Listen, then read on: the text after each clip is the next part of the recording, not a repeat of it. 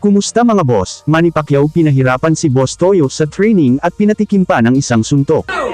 Makikita nga sa video na bumisita at sumabay si Boss Toyo sa paghahanda ni Pacman sa nalalapit nitong laban. At talagang nahirapan si Boss Toyo nang subukan nitong sumabay at gayahin ang routine ng training ni Pacman. At nagtatawanan pa nga ang mga tao sa gym dahil sa hirap na naranasan ni Boss Toyo nang hindi ito makasabay sa galaw ni Pacman. Matapos nga nito after ng training ay nagkatuwaan pa si Boss Toyo at si Pacquiao. Nang mag-request si Boss Toyo na magpasuntok ito kay Pacman para maranasan at maramdaman niya daw kung gaano kalakas si Pacman. At nagulat nga si Boss Toyo nang sampulan ito ni Pacman ng isang mahinang suntok lang.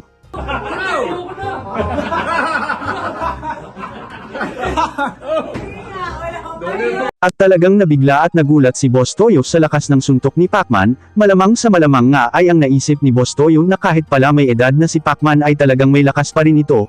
Mga boss at lahat ng boxing fan sa Pinas, abangan at suportahan nga natin ang paparating na laban ni Pacman laban kay Buakaw Banchamek. Gaganapin nga po ang laban sa bansang Thailand sa darating na buwan ng April 20. So hanggang dito na lang tayo hanggang sa muli.